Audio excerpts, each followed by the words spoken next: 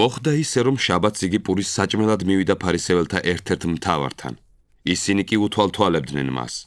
და მის წინაშე წარს დგა ერთი კაცი, წყალმანკით დაავადებული. ამჯერად იესომ ჰკითხა რჯულის მცოდნეებსა და ფარისევლებს. შეიძლება თუ არა მკურნალობა შაბათს? ისინი დუმდნენ, მაშინ შეეხო მას, განკურნა და გაუშვა.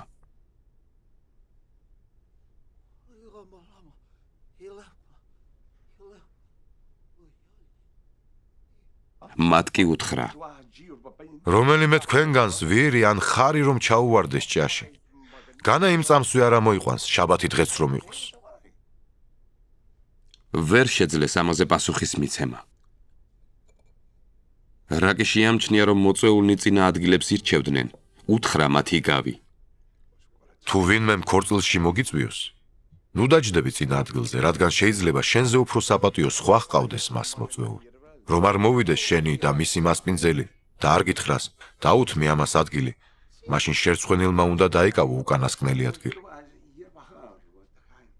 ხოლო როდესაც მოგიწვევენ, მიდი და დაჯექ უკანასკნელ ადგილზე, რომ მოვიდეს შენი მასპინძელი და გითხრას, მეგობარო, გადაბრძანდი უფრო მაღლა. მაშინ გექნება მეტი დიდება ყოველი თანამეინახის წინაშე. ვინაიდან ყველა, ვინც თავს აიმაღლებს, დამდაბლდება. და ვინც თავს დაიმდაბლებს, ამაღლდება. თავის მასპინძელსაც უთხრა: როდესაც სადილს ან ვახშამს გამართავ, ნუ მოიწვევ შენს მეგობრებს, ნუ რჩენს ძმებს, ნუ რჩენს ნათესავებს, ნურც მდიდარ მეზობლებს, რათა მერე იმათაც არ მიგიწვიონ და არ მიიღოს ამაგიერო. არამედ როცა ლხინს გამართავ, მოიწვიე გლახაკ, ხეიბრები, კოჭლები და ბრმები.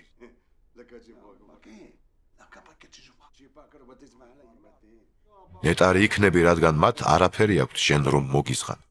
ამიტომ შენ მართალთა აღდგომისას მოგეზღვება.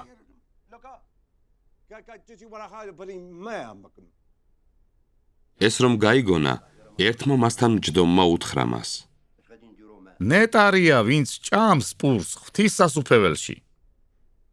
მან კი უთხრა: ერთმა კაცმა დიდი ვახშამი გამართა და ბევრი მოიწვია. სერობის დრომ რომ მოაწია, გაგზავნა თავისი მონა, რათა წვეულთათვის ეთქვა, მობრძანდით ყველაფერი მზად არის. ყველა მერთხმად დაიწყო მობუდიშება. პირველმა თქვა, ყანა ვიყიდე და მის სანახავად უნდა წავიდე, გთხოვ მაპატიო. მეორემ უთხრა, 5 უღელი ხარი ვიყიდე და მათ გამოსაცდელად მივდივარ, გთხოვ მაპატიო. მესამემ უთხრა, ცოლი შევირთე და ამის გამო არ შემიძლია მოსვლაო. დაბრუნდა მონა უკან და აუწყა ეს თავის პატრონს. განრისხდა მაშინ მასპინძელი და უთხრა თავის მონას: გადი სასწრაფოდ, ქალაქის ქუჩებსა და შესახვევებში, მომიყვანე გლახაკნი, ხეიბრები, ბრმები და კოჭლები.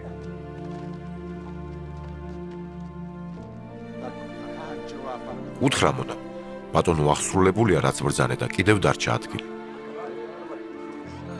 ბატონმა უთხრა მონას: გადი გზებზე და ურღობეებში, დაიყოლი ისინი რომ მოვიდნენ, რათა აივსოს ჩემი სახლი. რადგან გეუბნებით, ვერავინ იმ წვეულთაგან ვერ იგემებს ჩემს ვახშამს.